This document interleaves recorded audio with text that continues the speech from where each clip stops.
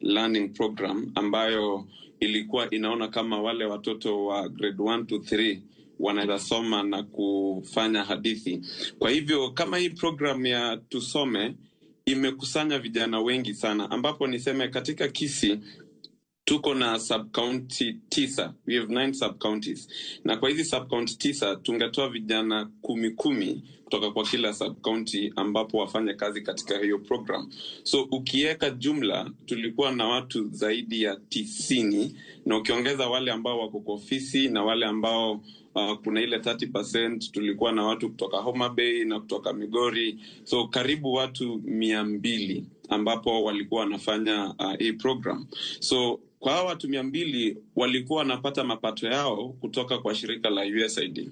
Kulikuwa na allowances, kulikuwa na traveling allowances, kulikuwa na ile pesa yao ya mwisho wa mwezi.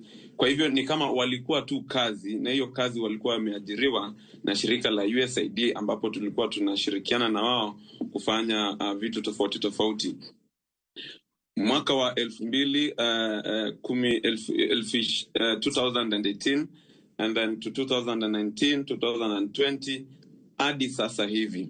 Na kwa hivi sasa hivi tulikuwa tumeshaanza mwaka uliopita, tukafanya application ikapita vizuri, na ambapo tuliunganisha vijana wengine kutoka Kisumu pia, like hizi county zote ambazo ziko South Nyanza, let me say that. So tulikuwa karibu na watu 400 na yule ambaye alikuwa ni former US ambassador alikuja Kisii, akakuja tukapatana na viongozi wengine, na akasema ya kwamba ile proposal yetu ilikuwa imepita na ilikuwa on the last stage ambayo inaitwa ni funding stage, alafu ndo programu ianze.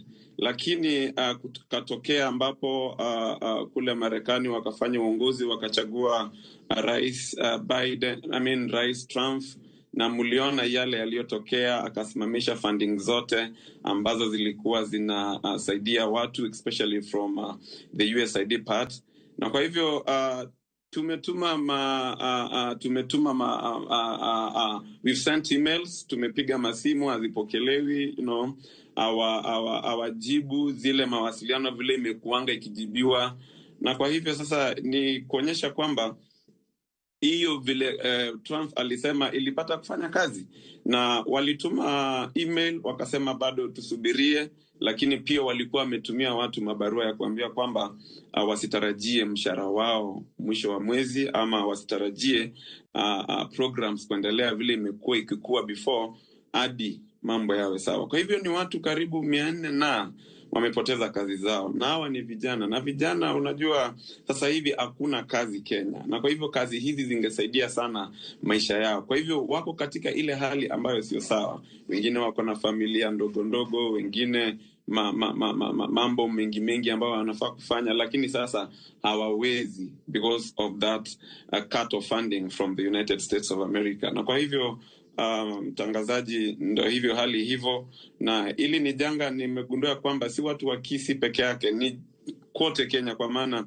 USAID it helps a lot of non-government organizations in running many of these community projects across the country.